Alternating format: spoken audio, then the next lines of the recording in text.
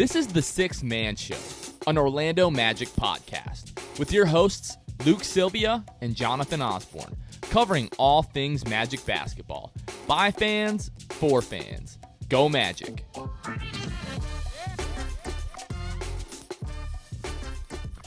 What's going on, Orlando Magic fans? You guys are back with the Six Man Show. It is December 13th, 2021. Jonathan Osborne here. As always, I am joined by my co-host Luke Sylvia. Luke, it is the Six Man Show after dark. Wow. How are we doing? How are we doing tonight? We're good. Listen, I'm doing better than you. I had a lot of hours of sleep today. I took a couple naps. The wife was out with her friends. Baby went down for a nap. I took everybody's wise counsel from the day that baby was born. When the baby sleeps, you sleep. I said, late game tonight. I took 2 naps during her 2 naps, morning, afternoon. I feel great. Not really. I could probably go to sleep right now, but I feel great. Yeah, I'm pretty tired. When we the last couple weeks, we've kind of had this game circled on the schedule because we record, usually every Sunday night, just kind of the thing that works best for all of us. And we're like, oh man, we play in LA at 9:30 that Sunday, and then we'll have to record after the game. So, right now, of course, they couldn't have given us the afternoon game today instead of the Clippers afternoon game on Saturday. But yes. So we're recording. Usually we have to check the date when we start to record. Be like, all right, what's tomorrow's date, so we can say that date. But we're recording this 12:20 at night. We just watched the Magic lose to the Lakers. Mm-hmm. Which we'll get to talk about in a little bit. But, yeah, Luke, a rough week. We'll go ahead and we'll get to kind of the weekly state of the Magic in just a moment here. But we've got a couple of, housekeeping things to take care of. So just, if you guys haven't heard, we started a Patreon. You can find us at patreon.com/the6manshow. If you want to help financially support the show, if you weren't aware, it's not free to run the show. It's not necessarily cheap. We love, what we do. So, we, kind of take the cost of that, and, we don't necessarily mind, but, every little bit helps. So if you guys are interested in helping support the show, again, you can find us at patreon.com/the6manshow. And each episode, we shout out our patrons, and we put a little thank you at the end of our YouTube videos. So we're going to shout them out right now. So shout out to Court Cousins, Drew Gooden, our best friend, Drew Gooden, the YouTuber, if you guys aren't aware, just won a Streamy for best commentary because he is the GOAT. So shout out to Drew Gooden. Really appreciate you, brother. Shout out to Armin, Keith Garcia, Zico, Carson Tulo, Nathan Lynn, Ellis, Norm L, Magic Player History, and Julio. Appreciate you guys very much. All right, folks, let's talk about the weekly state of the Magic. Your Orlando Magic went 0-4 this week with a 126 to that is what we said. 126 to 95 loss in San Francisco to the Warriors. A 142 to 130 loss in Sacramento to the Kangs. A 106-104 loss in LA to the Clippers, freaking Reggie Jackson and Luke Kennard. And then tonight, a 106-94 loss to the Los Angeles Lakers. They sit with a record of 5-23, which is the second worst record in the Eastern Conference, the second worst record in the NBA. Coming into Sunday night before this game, I think these ratings are probably going to be worse if that's possible. Before the Lakers game, they were 28th in offensive rating. They were 30th in defensive rating, 30th in net rating. So, we've been tracking this the last few weeks. Sunday afternoon, Tankathon.com had the Magic with the third toughest remaining strength of schedule in the NBA, trailing, funny enough, the Clippers and the Lakers, Luke. A little update on the injury report. Markelle Fultz joined the team road trip in Los Angeles on Friday ahead of the Clippers game to participate in practice as he works back from a torn ACL. Luke, he just seemed really excited to be back with the team. It led some people to believe, okay, this team doesn't tell us anything, so if they're telling us this, in recent weeks, it was, he's, going to be working out with Lakeland. He's doing some 2-on-2 work with the Magic. And now he's rejoined the team on the road which guys don't typically do until they're pretty close to returning. And he's practicing, like, it seems like pretty close to like a full participant in practice with the team. So everyone's like, oh my God, he's going to come back Sunday against the Lakers. And he didn't. So we don't really know when he's going to come back. It might be Wednesday. Is that what they sound like to you? What's that? Is that what fans sound like to you? Dude, Is that what you sound like fall to you? asleep within 30 seconds. Yeah, that's what I sound like to myself. I sound like a moron half of the time. So Okay. yeah, he's going to play against the Lakers. Wow. Mike Wazowski. I'm always watching. Mm-hmm. That's good. That's my Roz from Monsters Inc. It's pretty good. Guys, yeah, thanks. I appreciate that. Mm-hmm. You never did your Orlando Magic wizard impression, by the way. You said you were going to practice that. So you can go back and watch. That? No, you can go back and watch it and listen to it. I never ever said I was going to practice it and do it. I don't know. That's not what I recall, but No. we can debate that. But what do you think about Markelle? And obviously, we were foolish to think he was going to be back today. But yeah, what do you think of that? And when do you think we might see him back? Well, my favorite story so far has been that there was a Magic fan that sat behind him at the LA Clipper game on Saturday. You mean Jeff Weltman, not Markelle? Well, yes, exactly. Yeah. That's what I'm talking about. Yeah, just want to clarify. Sat behind Weltman, and apparently he tweeted about this, and he said, I shout out to him for tolerating me. I bugged him for the whole game. Sad to find out Markelle will not be suiting up against the Lakers on Sunday. So I was really hoping hilarious. He was just lying to the guy. I was really hoping for that. Well, as much as they hate like timetables and releasing news and all that kind of stuff, Weltman was just like crawling in his skin and regretting everything in that moment, because he was like, why am I sitting like with general population here? Shout out to his name's Ryan Millsap. It's at one Millsap, Oniel. O'Neal Millsap. Oh, nice. Oniel Millsap. If you guys want to shout him out on Twitter or whatever, that's his name. Yeah. So and you guys can find the tweet. I'm sure it's still up. So yeah, that was the funniest part. Now the next thing is like, we've been thinking Markelle's coming back, gotta be coming back soon, and we get the news finally. I am hoping he's back in the next like week or so. It would be great, because like I've said before, it's going, he's going to be on minute restrictions off the bat, I'm sure. Kind of like Chuma, who was on a 20-minute restriction, and now kind of seems like Chuma's just in an eternal 20-minute restriction for the sake of just a rotation. So I don't know.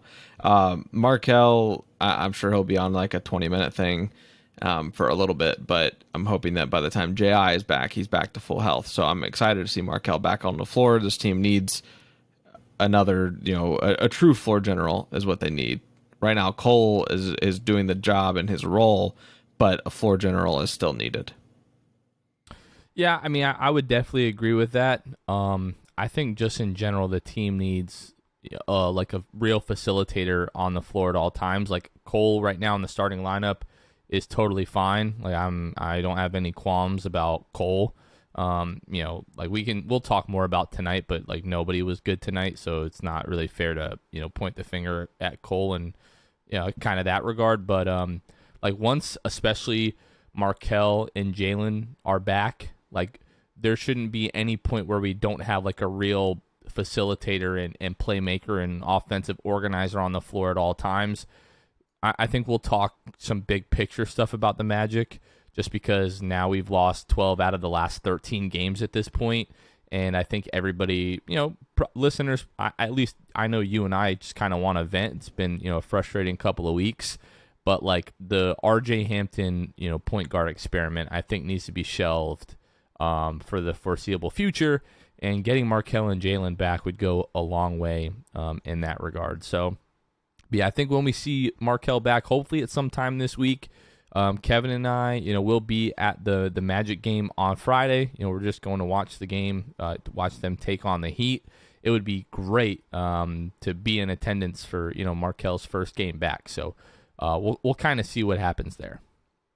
All right, Luke. So we're going to go ahead and break down this game Monday at the Warriors. Now it's been at least a week. It's been a week since we played this game. It feels like it was forever ago. Feels like it's been 65 days approximately. Exactly, but we do this every week.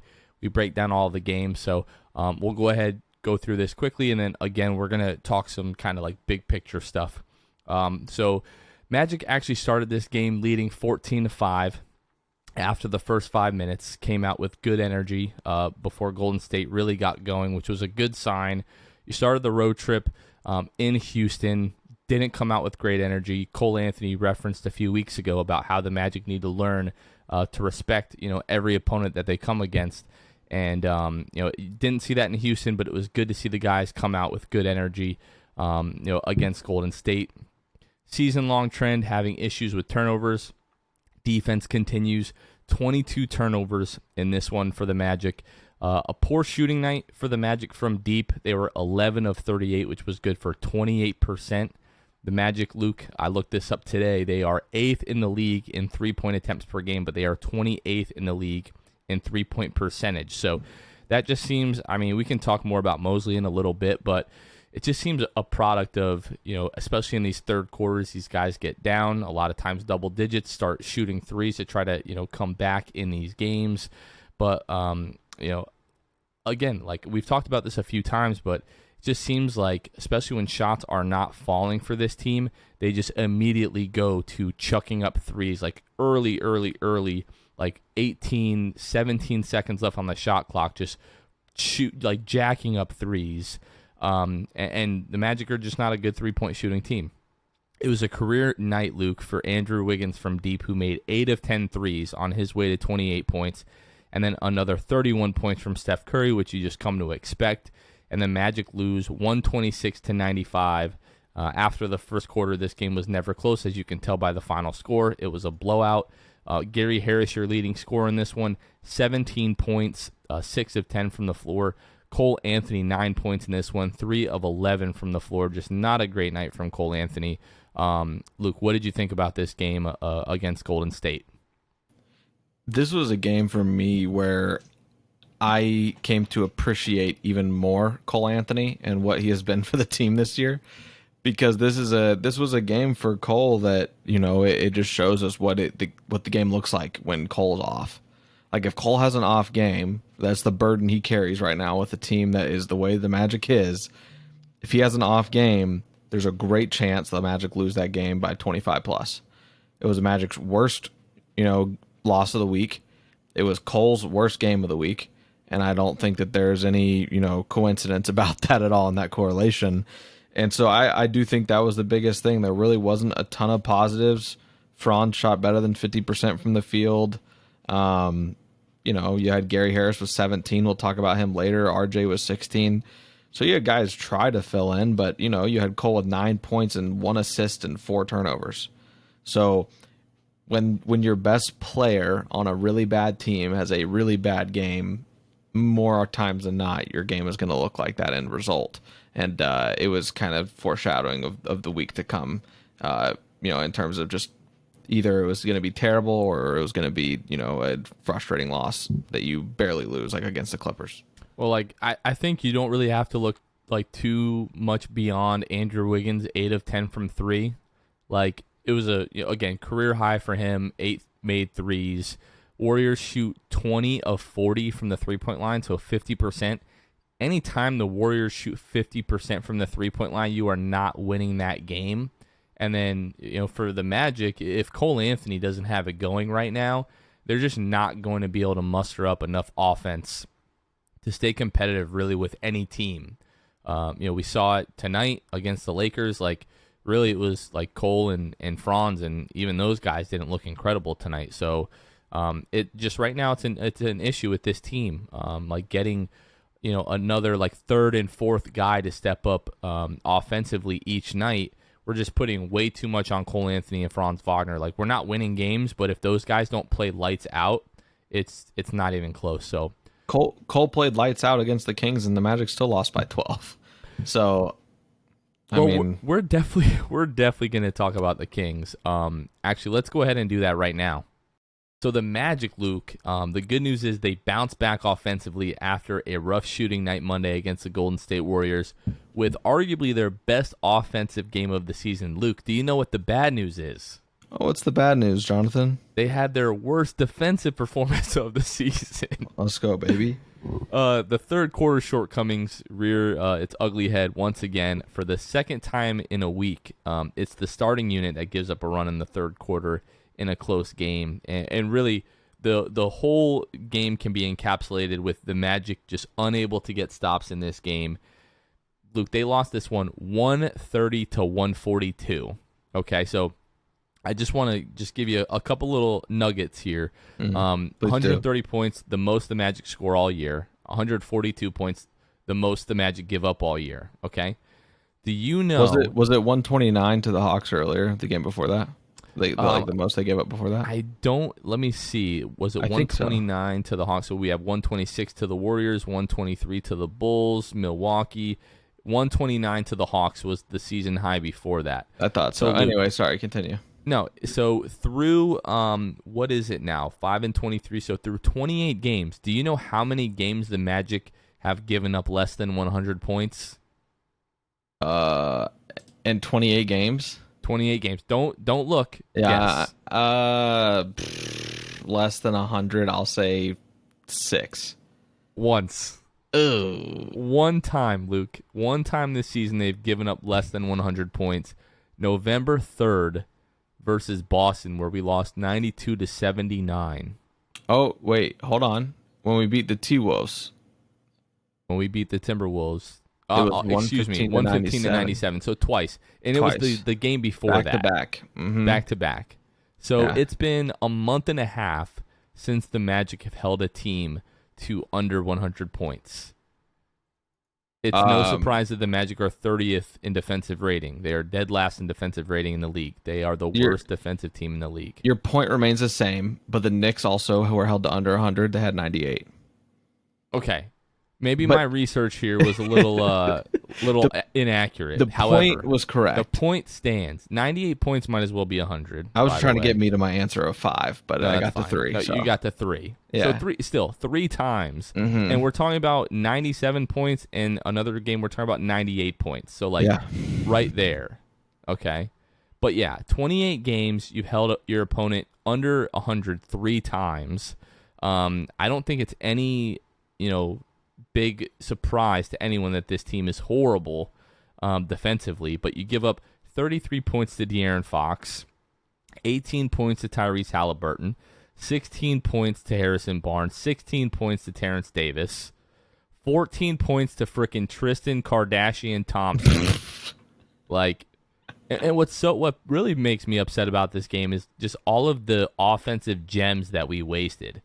33 points from Cole Anthony. You get another 16 points from Gary Harris, 14 points from Mo Bamba, 19 points from Wendell, 19 points from Franz Wagner, 17 points from Terrence Ross. You get 11 points, 5 of 6 shooting from Robin Lopez.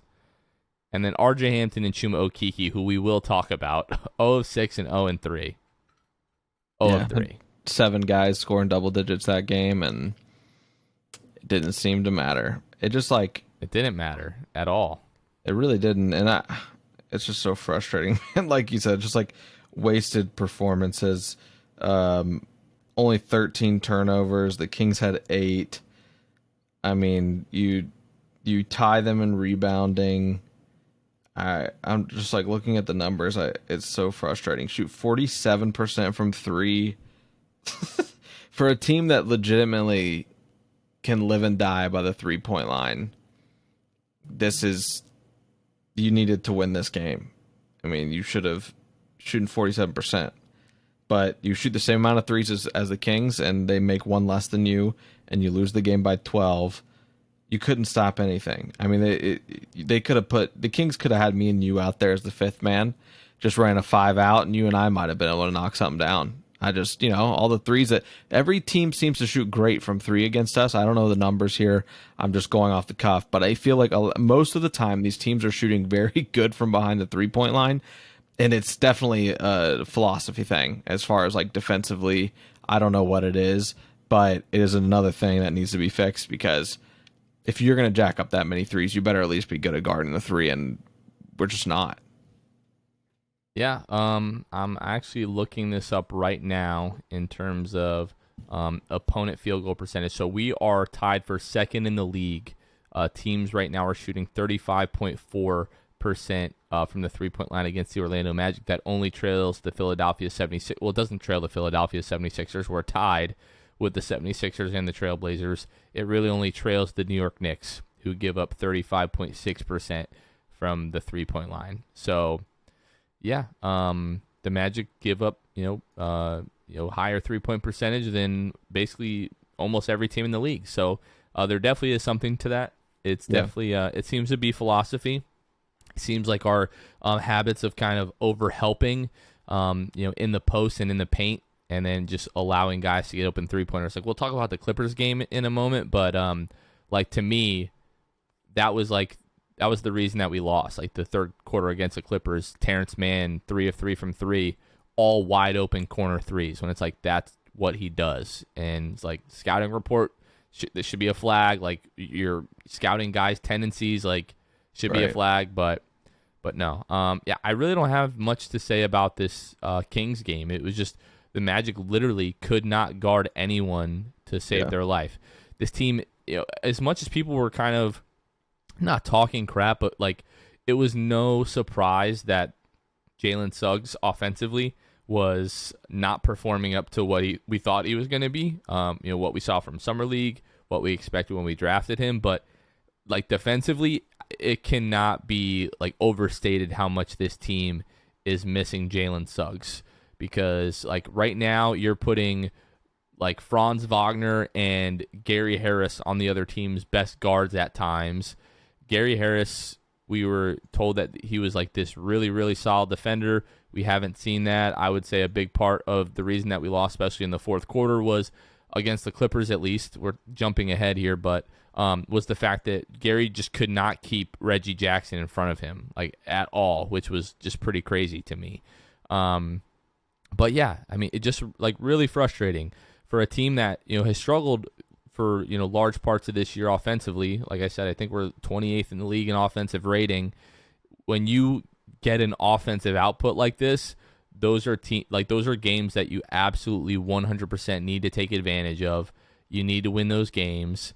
And yeah, like, this team is like beating itself right now. In the games where they're like just not good enough, they're losing. In the games that they are good enough, they're still finding ways to lose games. That's like the trademark of a bad team. Like, good teams find a way to win, bad teams find a way to lose. And the Magic just do that right now, night in and night out.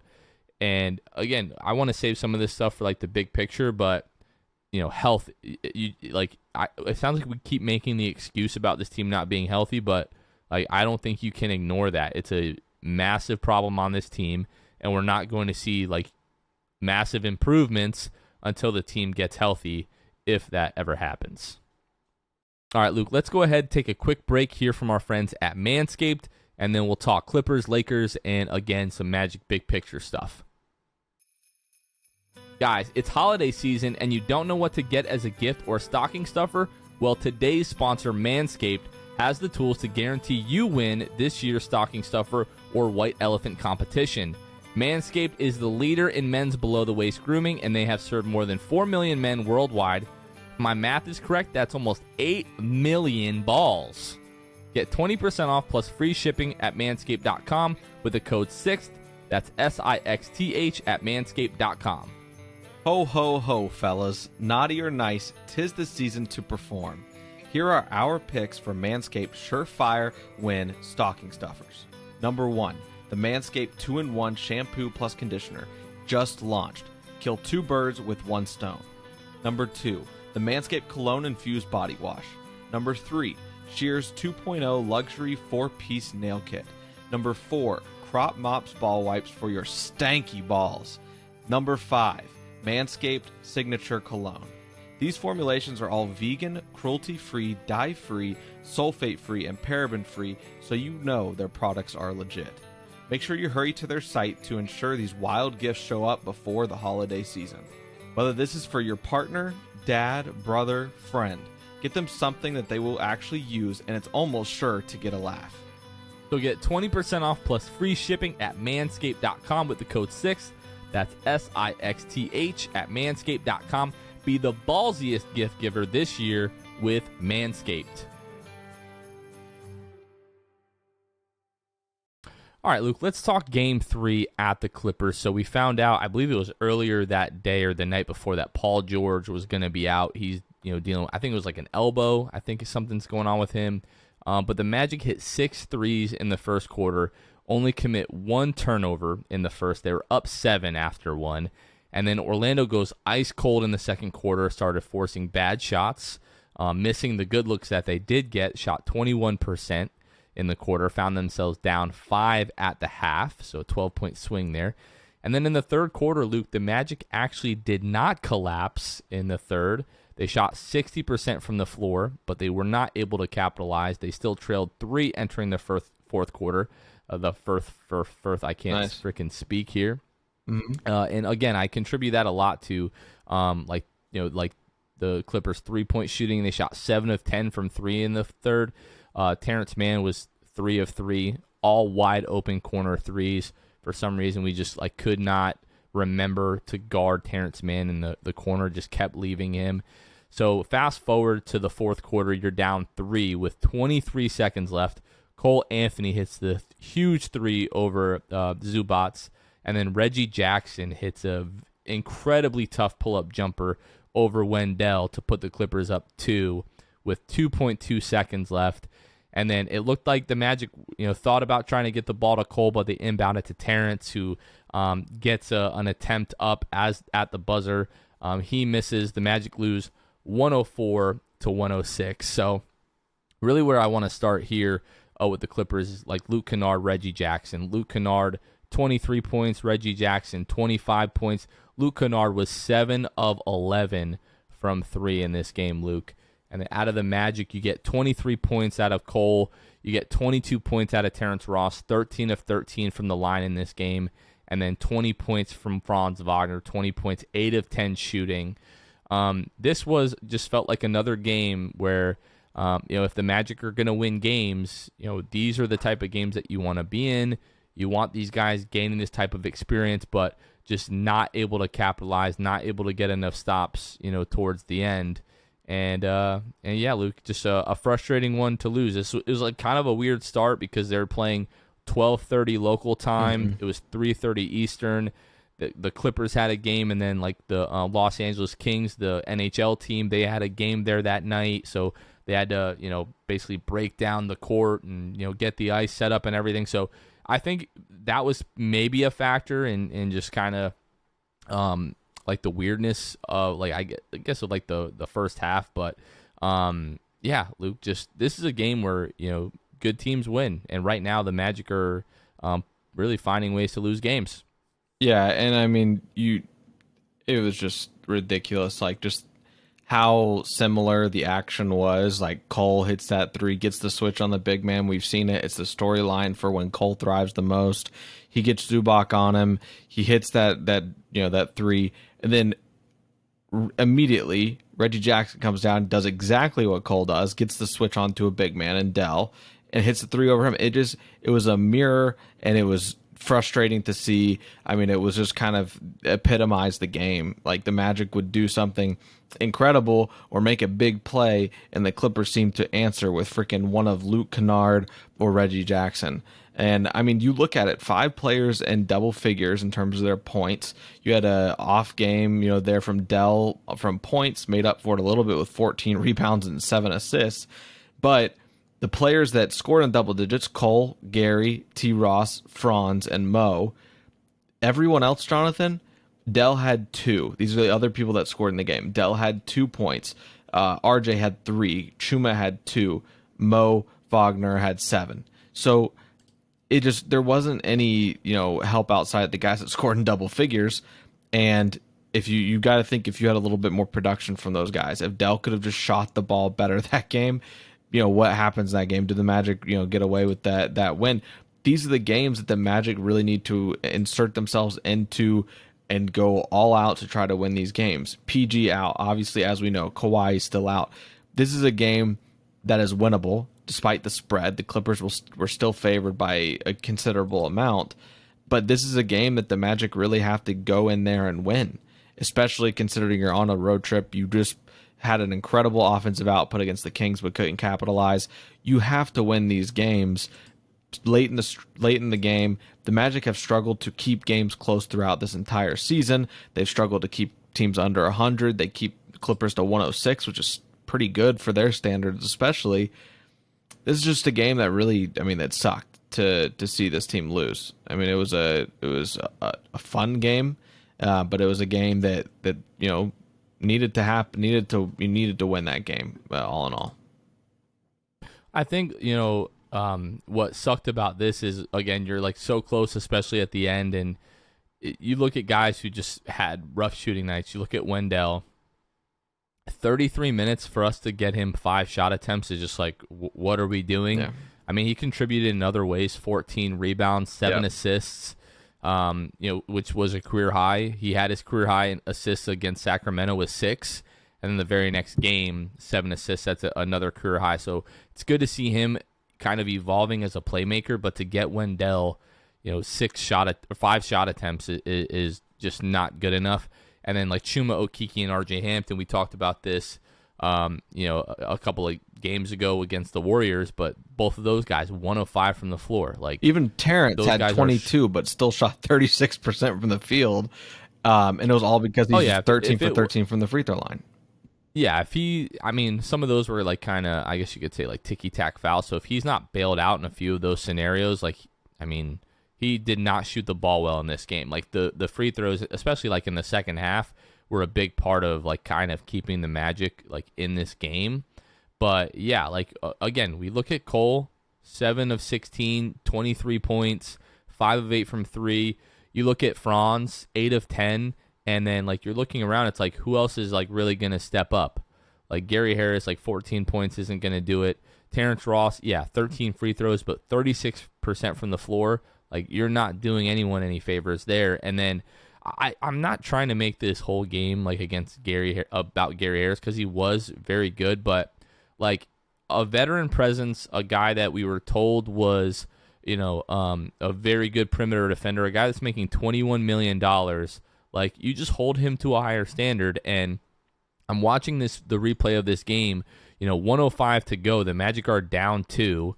Reggie Jackson is bringing the ball up, the right side of the floor, and Gary is just playing like Ole defense, just lets him go right by him. And then, Franz needs to come over. Cole needs to help a little bit off of Terrence Mann in the corner. I'm surprised he didn't get another open 3. But really what happens is Zubats then drives. Wendell is stepping up to try to stop Reggie Jackson from getting a wide open layup, and then Terrence has to help all the way off of Luke Kennard in the corner, and Luke Kennard ends up getting a wide open 3 to put them up 5 with 1 minute to go. And then, like, the end of the game, they get switched in that, Wendell action with Reggie Jackson, but, like, that play never should have happened. Like, Gary just lets Reggie Jackson just go completely by him. And winning teams, that's a stop that you need on the road, last minute of the game. Like if we get a stop and Cole still hits that 3, and then that puts us up 1. And then maybe it's a different game. I don't know. I'm not trying to place all the blame on Gary Harris. It's obviously not his fault. He had a decent game. There were other guys that were a much larger problem in this, but it's just like, man, like.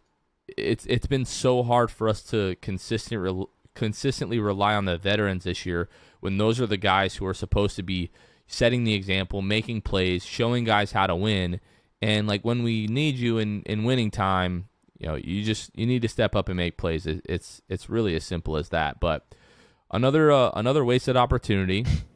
Then you quick turnaround. You play the Lakers the very next night. You play the Lakers tonight.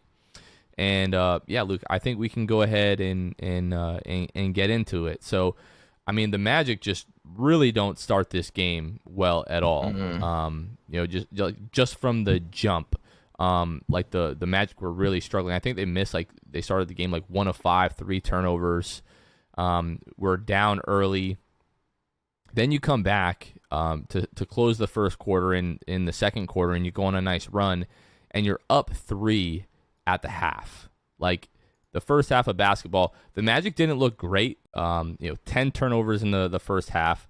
Lakers with 7, but the Magic are still leading by 3 at the half. And it was like the Magic don't look great, the Lakers don't look great, and if the Magic don't really start to play well, you just knew that LeBron was going to get it going. They were going to figure some things out. The Lakers looked terrible in the first half, really, and then the third quarter, just like all time, one of the worst quarters I've ever seen a team play. Luke outscored 36-10. I think the Lakers at one point were on like a 23-0 run. Shoot 2 of 23 from the floor, 8.7% in the quarter, Luke, and that the Magic had a nice fourth quarter. They went on a little bit of a run, got the lead to, I think, 10 in the fourth.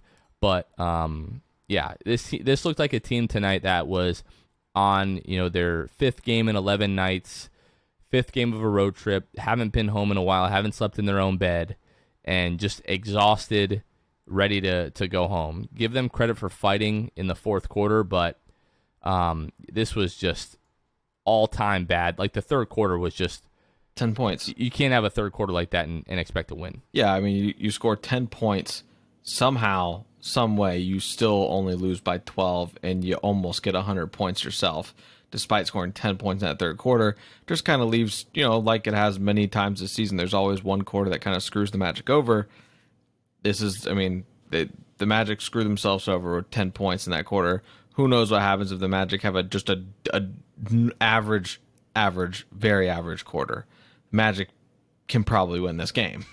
I mean, like I said, it's only 6 points shy of 100, despite scoring the 10 points there. Mo goes out with an injury, so that's not great. Which is why some of you, if you didn't watch the game, you might look at the box score and say, "Why did Mo Bamba only play 12 minutes and 24 seconds?" That's why he got injured. And I don't know if they've released anything else in terms of like timetable. Obviously they haven't talked timetable. Who am I kidding? But yeah, so he's out for maybe a little bit here.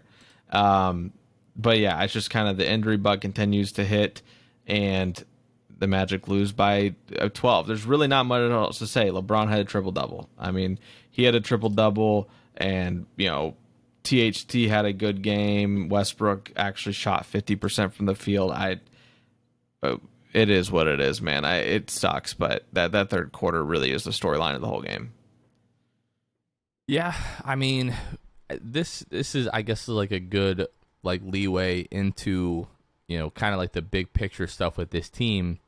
But I mean, like tonight, was the first, and you look at the stat line, and it doesn't look like Franz, he didn't look that bad. 20 points, 8 of 18 from the floor. Not his most efficient night. Added 7 rebounds, 2 assists, 4 turnovers. But this, him matched up against LeBron. I don't know if he's a big LeBron fan, or it's oh my God, I'm playing against LeBron. But this is the first game he really looked like a rookie, and it took him his 28th game to start to look like a rookie. But no one was particularly amazing tonight. Cole Anthony led all Magic scorers, 21 points, but 6 of 18 from the floor, 4 of 11 from 3. Just you could tell these guys were tired. That third quarter run, obviously, you shoot 8%, nobody could make a shot, and then you're just trailing the rest of the game. But it's the third quarter. It's the third quarter over and over and over again. We've been talking about this for basically 2 months now. Yeah. Magic just can't figure out the third quarters right now. I think part of it is, we've seen these teams go on big runs and Mosley not really know when to call timeout to stop the momentum. We've seen some rotation stuff, but we haven't seen Ignas Brazdeikis. We haven't seen Michael Mulder the last few games. We're seeing less Moritz Wagner. Mo Bamba goes out with the injury, so you don't really have him. And then, Robin Lopez, has really looked pretty good the last couple of weeks. He looked pretty rough to start the season, but I don't know the last time I saw Robin Lopez miss a hook shot. It feels like it's been a month since the guy has missed a hook shot. So, in terms of what we have now, I think this is the best iteration that we're going to get of the rotation until, again, Jalen comes back, Jonathan Isaac, Markelle Fultz, even Michael Carter-Williams. when all of those guys come back, that's when we're going to be like, okay, this is what we have to work with. Let's figure out what we have. But, I mean, tonight, I don't know how much we want to talk about this, but like they asked about, what happened in the third quarter, and Jamal Mosley says LeBron James happened, like, which is true. Like, he comes out in the first like minute and 40 seconds and scores, I think it was 9 points, finishes the third quarter with 14 points, 5 of 7 from the floor. But it didn't just feel like it was LeBron James. Like, LeBron James doesn't cause you to go 2 of 23 from the floor. 6 turnovers in the quarter. Whatever you want to blame it on, Luke. Last game of the road trip, second night of a back-to-back. Guys, having their kind of rookie moments, whatever it is. Like, that just feels like kind of a cop-out to me. 28 games in, Jamal Mosley is still, very much learning, gaining experience. But I don't know, like, what would you say right now are the positives that you feel about Jamal Mosley? I think the positives are exactly what were advertised to us, right? I mean, team chemistry seems to be through the roof still. Player development seems to be going really well outside of maybe a couple players who you could argue will get better as like the team becomes more full and they'll be able to thrive in their actual roles. Guys like RJ Hampton, Chuma Okeke. Maybe I'm interested to see what happens, what Mosley does with Okeke when it comes time for JI to come back and stuff in terms of his minutes, because Chuma is lucky to break 20 minutes in a game now, and his restriction has got to be over. He's had some games where he's had 24, 25, 26 minutes. So I'm interested to see kind of what Mosley does to navigate that. I think that the biggest pro, man, is what we were told. He's great with players and developing them. We have seen it already with Cole and Franz. They've been, nothing short of incredible for kind of where we thought they would be this year. So that's my pros for Are you Mosley. crediting Mosley with that though? I mean, I don't know. I mean, I have no idea. I have no idea because it's hard to tell because, if another coach is in, do they play? Do they give Franz a starting role? Do they, I mean, do you think is Cliff starting Franz at game one?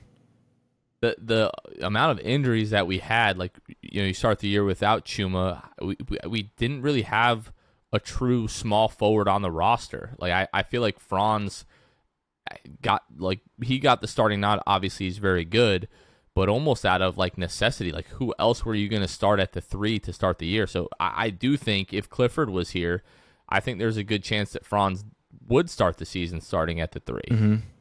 Yeah, I just don't know if Cole and Franz get the go that they've been given with another coach. I understand, like, Franz, probably starts game, exactly where he does with Mosley with any other coach just because of injury situation. But in terms of, like, giving the keys to Cole, like, wholeheartedly, Cole, no questions asked, you get the keys to this team. Now, where Mosley and kind of his player development and things and it's trusting Cole and Franz, that will all kind of shape up. We're kind of playing this waiting game, waiting for Markelle and JI to get back. I'm interested to see what happens. I hope Cole doesn't take that much of a backseat at all. I think offensively, Cole is the best player on this team. I don't think it's close. I think that he's the best player with a fully healthy roster. I'm saying he's better offensively than JI and Markelle right now. I mean, he's incredible. Now, if we get the JI that we got in the bubble before he got hurt in terms of offensively, maybe we could talk. But right now, Cole deserves to continue to get the keys. If Mosley does that, he'll get, I'll say, okay, he's still competent in my eyes. So as far as the pros, I think that just like letting these guys run. You and I have talked about it. Why is he doing some of these rotations? Is it just to further development of players and he's playing everybody, playing the good players when the game's a blowout in the fourth quarter until down to like the last minute or two? I don't know, man. I think that there is a lot to be said about the relationships, and I think things that we don't see with Mosley that keeps these guys engaged despite being one of the worst teams in the league. Yeah, I would say, especially, in the midst of, you just had a 7-game losing streak and now you're on, a 5-game losing streak, and that's split, kind of by the win against Denver at home. I will say that I've been impressed that the team chemistry didn't really seem to waver, like during that, stretch. And, we talked about this for months and months and months about how tough November and December were going to be. And, we still got, like almost, was it like 2.5 weeks left, in the year here. And then the schedule starts to lighten up a little bit. We talked about, November and December really just being the gauntlet. So I'm right there with you. I think, like the player relationship stuff is as advertised. The player development stuff, I think, kind of remains to be seen. Like we've largely seen regression out of RJ Hampton and Chuma Okeke. You could definitely argue a lot of that has been due to like the fit and like their current role. Like RJ Hampton, I don't know that there's a better example of like a guy who is a combo guard. Yeah. Like not totally like a shooting guard, but he's definitely not a point guard right now. I think, when Jalen comes back, Markelle comes back, RJ is going to be one of the guys that really benefits from playing more off the ball. I will agree with you that Cole is right now our best scorer. Definitely, like if you need a bucket, like give the ball to Cole, and because he can just do so much. Now he's able to get to the rim and finish. He's finishing the floater at a decent clip. Obviously, he can shoot from mid range to the 3-point line. He's a true 3-level scorer right now. I still think the offense is going to function best with Markelle at the helm because he's a guy that can really get everyone organized. Same with Cole; he can get to his spots whenever he wants, and he's the better passer and playmaker and facilitator. So I'm really excited to see those guys playing next to each other. But my concern with Jamal right now has been like he preached from day one about how this is going to be a team that gets up into the ball and is going to guard, and they've been the worst team in the league so far defensively. Yeah, a lot of that is personnel. I'm not arguing that, but like if your focus really is on defense, like Steve Clifford took a team that was bottom third of the league defensively and turned us into a top 10 defense like overnight. Like Jonathan Isaac is a huge part of that. I definitely understand that. I think he's probably the biggest reason that happened. But I still think there's something is going on. With like guys just like getting blown by at times and overhelping in the paint, giving up 3-point shooting. Like that, it's a premium in this league, but it's a focus of every team now. Every team is looking for shooters, and I think there needs to be an adjustment there. It drove me crazy with Cliff for years and years, overhelping and double teaming in the post and giving other teams wide open threes. And we're seeing that now, out of Jamal Mosley. And then offensively, it's just he talked about letting guys freelance offensively. That's a lot of freelancing. I didn't know that he meant that's all we were going to do. He talks about playing with pace, space, and the pass. Like, there is just no structure to the offense right now whatsoever. It's like a pick and roll, a dribble handoff, and, like, that's about it. Like, we're not really seeing any level of sophistication with play calling. If it's not Franz Wagner, we're really not seeing guys cut off the ball that much. And, that's really concerning. I don't know if that's something that we're going to see change when Markelle Fultz comes back. If he's just kind of scrapping things together with the personnel that we currently have.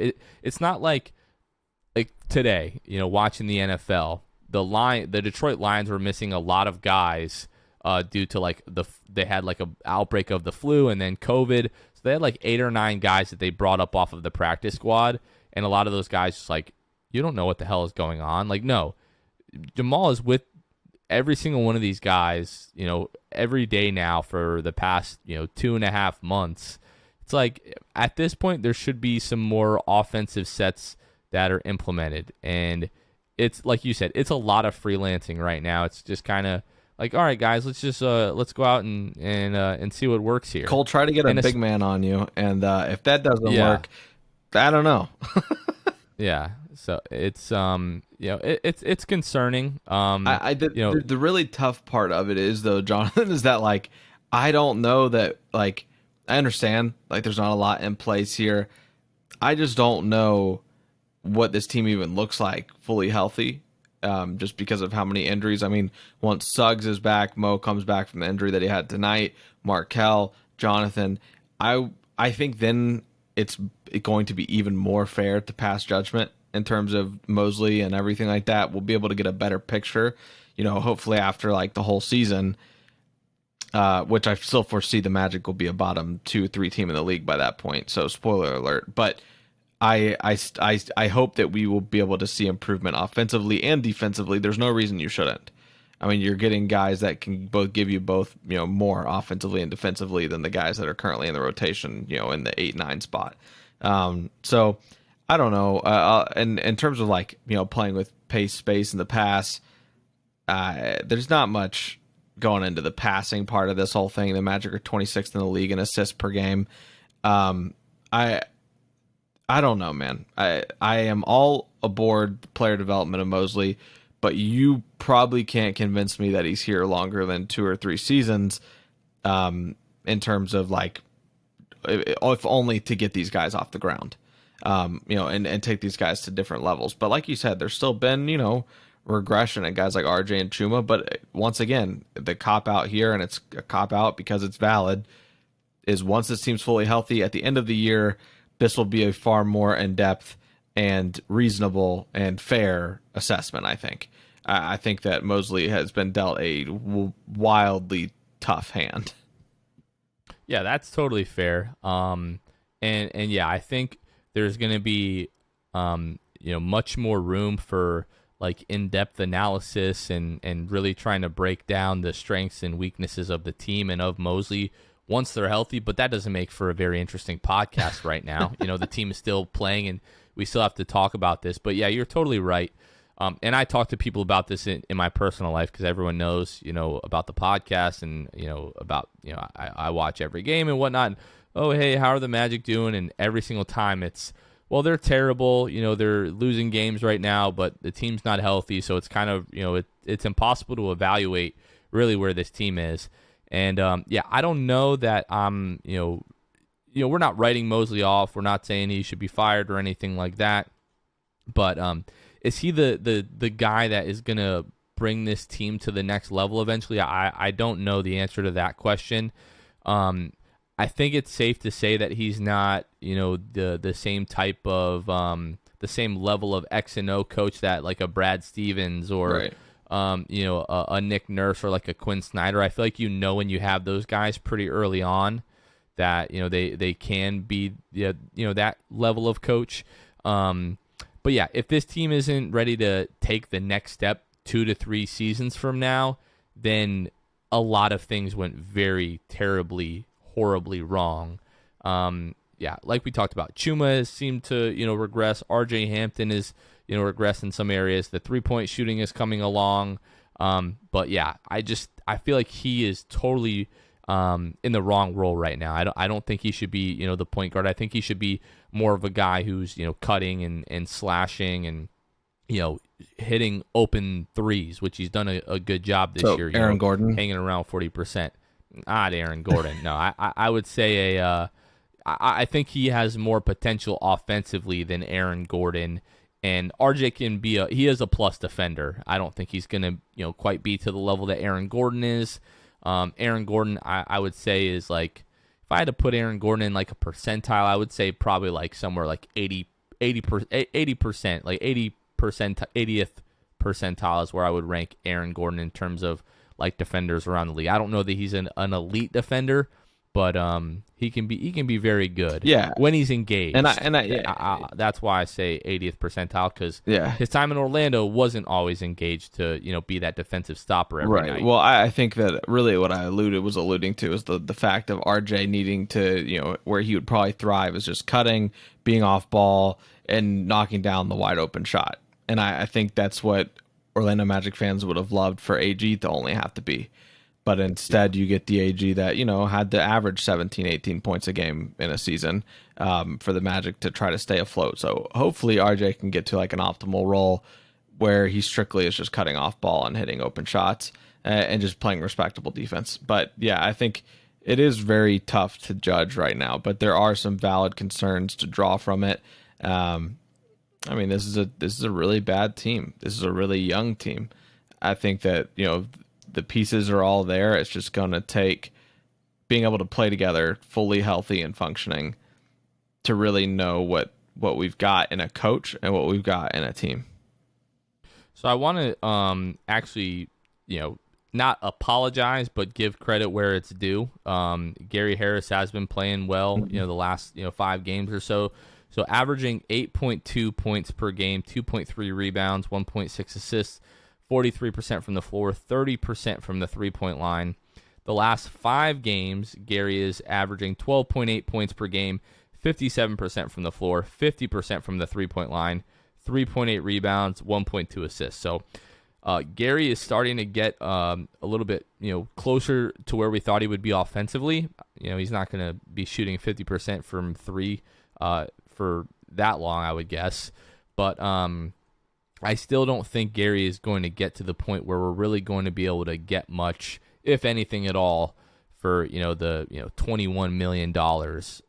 I believe he expires at the end of the season, but the Magic would at least like to get something if they can for Gary Harris. But if he keeps up the way that he's been playing lately, you might be able to get like a late second round pick for him. But I'm still not sold that the Magic are going to be able to get anything significant for Gary Harris. And we're coming up. December 15th is the date that the Magic can start trading guys that were traded for, signed, all that fun stuff here coming up in just a few days. So we'll kind of see what if the Magic I don't think that applies to Gary Harris because he was traded for last deadline. So I believe he can be traded at any time, if I'm not mistaken. I think that applies to guys who were like newly signed this year, in the most recent offseason. Yeah, so we'll be able to kind of get a gauge. I think still, more guys are available for trade, so we'll be able to see kind of what this front office is thinking in terms of trades. Wouldn't be surprised if the Magic kind of just sit there and don't do too much, but I think that by deadline we could see one of T. Ross or Gary traded. T. Ross has had a game or two as of late that have been good, but good Lord. So I wouldn't mind moving on from one of them. So we'll see. I don't know. Maybe before Gary goes down again in his play that he gets dealt. Who knows? Yeah, Terrence is down to 29% from 3 on the season, and that's really what you ask Terrence Ross to do is to knock down. That's the only thing I ask. Yeah. So, it's been a frustrating season, I'm sure, for those guys. For Magic fans, those guys that have been disappointments. The Magic aren't going to do anything before we get pretty close to the trade deadline, I think. Terrence, I still think a team is going to talk to themselves into, he's in a bad situation. He's being asked to do too much, just, given his track record. Like Gary, on the other hand, since, signing the big contract with Denver, the last, 4 seasons or so, it's really just been like a steady decline. And he's not the defender that, he, once was or was touted to be. And just, making $21 million, what a team would have to give up in terms of personnel to make that deal happen. I don't think the Magic are taking that back, and I don't know that a team would be, willing to give that up. So we'll see what happens with those guys. But yeah, 28 games into the season, another few weeks, we'll be at the halfway point in the season. We've been saying this since August, but you're just not going to know what you have with this team really until you get Jonathan Isaac back and until you get Markelle Fultz back and now Jalen Suggs. And, right now we just have to, hope that the guys that we have are going to stay healthy because, God forbid someone else goes down and, it's great that you're going to get Markelle back soon and, Jonathan Isaac, back in hopefully another few weeks and Jalen Suggs in another few weeks. But, this team definitely wants to be able to have what they think are their possible pieces moving forward. They all need to be on the floor at some point. And then, even when they come back, like Markelle is going to be on a minutes restriction. We might not see him start for a while.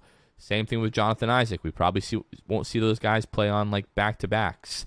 And We talked about it with Kobe Price, who's now covering the Magic for the Orlando Sentinel, who we had on Shoot the Shop this week. But like so many of these guys, it sounds crazy because like Wendell and RJ, those guys have been on the team for like 9 months now, but like those guys have never played with Markel or Ji. Right. Like Cole has never played with Ji. Cole's been on the team, was drafted, a little over a year ago now. Mm-hmm. Never played with Ji. So it's like there's going to be like a feeling out period. It's going to take time for those guys to mesh. And then, you want to get like 20 games of all those guys together and then be like, okay, this is what we have. This is what we don't have. This is who we can maybe rely on long term. This is who we can't. And I hate to keep coming back to this, but until everyone's healthy, we're just a freaking broken record. Like We've been saying this now because guys have just been out for literally 2 years now, right? And it's so hard to evaluate a team if you can't really see the guys on the floor and know what you have. Yep. So yeah, I think that's really all that there is to say right now. Like big picture, like we're struggling in every single facet: offense, defense, coaching, strategy, perhaps rotations. And guys, Markel, it sounds like is going to be back very soon. I don't think the team would be releasing this much news like in a short amount of time. Like it seems like he's progressing right now and getting ready to come back. And hopefully Ji won't be too far behind. And then we should be getting an update on Jalen pretty soon. We're supposed to, they're going to test him every 2 weeks. So today he's been out 2 weeks. So I'm sure he's still, at least 2 to 4 weeks away from, returning. Fractures usually take about 6 weeks to heal. So, yeah, I wouldn't expect to see, Jalen back at least for, another 2 to 4 weeks. But they said we're going to retest him like every 2 weeks to see how he's doing with, pain and everything like that. So I don't know if we'll get an update. Who knows? You never really know with the Magic. So, but in terms of this coming week, so we've got a couple days off now, coming back from the road trip. So the Magic will actually, it looks like, Monday. I don't know if they mean like Monday morning or like right now, Monday. It's 1:30 that we're recording. If they're going to come back, when they're going to come back, but then they have Tuesday off or Monday off, excuse me. They'll practice on Tuesday. Then they play at home versus Atlanta on Wednesday, 7:00. Miami, they'll play at home Friday at 7:00. And then Saturday, they'll fly to Brooklyn to take on the Nets, Luke. So how do we feel about this week? And honestly, I'm a little afraid to ask you what you think how we'll do this week. So I'm gonna say that at Barclays Center is a big L. KD just dropped 51 today, yesterday. If you guys listen to this, Monday, obviously. You're playing a Hawks team that's 500, Heat team 5 games over 500, and then you got the Nets. I am going to say 1-2. I don't know if it's going to be against the Heat on Friday or the Hawks on Wednesday, but I'm going to say they get one of those, and then they get sent packing all the way to Toronto after their game against Brooklyn and at the Barclays Center. Yeah, I want to say they pick up a win against Atlanta or Miami just for the sake of this not turning into like a potentially double-digit losing streak. Right now they're at 5. If they don't get a win this week, that would be 8, which would be their largest losing streak of the season, which I'm hoping that they'll avoid. But again, I just don't see anything from the team right now that makes me overly optimistic. Maybe we need to do what the Rockets did and lose 15 straight so we can go ahead and rip off 8 straight like they did. I think that's what needs to happen. Yeah, I don't know. I'd kill for 8 wins in a row. I would literally maybe think about killing someone that I don't know. Like, you ever seen the movie? I think it was called The Box. Like, a guy shows up to your house and is like, you press this button on this box, someone that you don't know will die, and you get like $1 million or something like that. I wouldn't press it, but I would be lying to you if like the devil wasn't popping up on my shoulder, be like, press it. Yeah, that's how the season has gone. Just trying to stay positive. Like, I think right now the overwhelming positives so far to start the season have been Cole Anthony and Franz Wagner. And then Wendell has, mostly been a positive. Has, still struggled with a little bit of inconsistency offensively. But the good thing about today's NBA, and first of all, you sign him 4-year, $50 million. So it's not a bad contract for, what he currently is. Like, if this is as good as it gets, that's still worth, Right. 4 years, $50 million with Wendell. If he goes up another level, then it's an absolute steal. But today's NBA, you don't need a dominant center to be a really good team. Like, you need dominant wings and guard play, which the Magic have the potential to have. We'll kind of see there. But, yeah, those guys have really been big shining positives for the Magic. If Jalen can turn things around offensively when he comes back, you can add him to the mix. And then, we'll just kind of wait to see how Markelle and Jonathan Isaac look. What did you take of, and we'll kind of wrap up with this, what did you take of Michael Carter-Williams' comment on the Magic's Instagram post about Markelle looking different right now? I don't know what that means. Yeah. I don't. It's vague, right? It's MCW seems to be like one of the people releasing Magic teasers now. Right, yeah. And it's kind of like, are you just saying that? Like, are you saying that just because he's back and he still looks good and you're relieved he doesn't look terrible? Or are you saying that because he actually has taken a leap and he's making contested threes and he's just he's dunking all over everybody and throwing lobs to everybody. He's already got chemistry. He's just that good. I don't know what he meant. I got Jonathan about to pass out over here, by the way. Well, that's more so from sleep deprivation and it just being very late. Well, I think more so. I think it has a lot to do with me saying Markelle making contested threes. So I would be lying if I didn't say that thought didn't cross my mind. Like, if Markelle comes back and over the course of the first 10 games, he's shooting 35% on 2 attempts per game. That's all you've been asking for. So imagine he's shooting 38. I will be unruly. I will just be, yeah. Wow. I'll be ridiculous. Yeah. I'll be in hog heaven. If you're telling me we're gonna have Cole Anthony and Markelle Fultz as a potential, backcourt of the future, and Cole able to go get you 30 points on any given night, and Markelle with his size, athleticism, playmaking ability, and becomes a reliable 3-point shooter. It's what we've been talking about since February of 2019. He would just change the outlook of this franchise. If you tell me we're getting Washington, Markelle Fultz, everything changes. Yeah. So if that doesn't happen, then I have Michael Carter-Williams to thank for getting my hopes up and then crushing them. That is a reality. Very likely scenario. Yeah. So. Yeah. All right, Luke. Sorry guys for kind of a depressing episode. I don't know what you want from us in the middle of a 5-game losing streak and going 4-0 on the week since the last. By the episode. way, pair that with exhaustion, but it is what it is. I'm just going to throw this out there. Michael Carter-Williams, you have an open invitation to come on the show and let us know exactly what you meant by Markelle looking different. Feel free. Well, I hit him with the Drewski video. What do you mean by that? Mm-hmm. Right. Which I don't feel like that got enough love. Sometimes you put out tweets and you're like, oh, this is gonna be a banger, and sometimes it is, and sometimes you get 3 likes and you're like, what's the matter with you guys? Right. Why? I feel like that tweet didn't get nearly the respect that it did, but they can't all be hits. That's my philosophy. Sometimes people enjoy the jokes, sometimes they don't. So it's true. But anyway, MCW, come on the show. Yeah, that'd be dope. All right, guys. Well, anyways, thank you guys for hanging out with us. Hope you guys enjoy this episode. For Luke Sylvia, this has been Jonathan Osborne. You guys are listening to The 6 Man Show, and we will catch you guys next time. See ya. Thanks for listening to The 6 Man Show.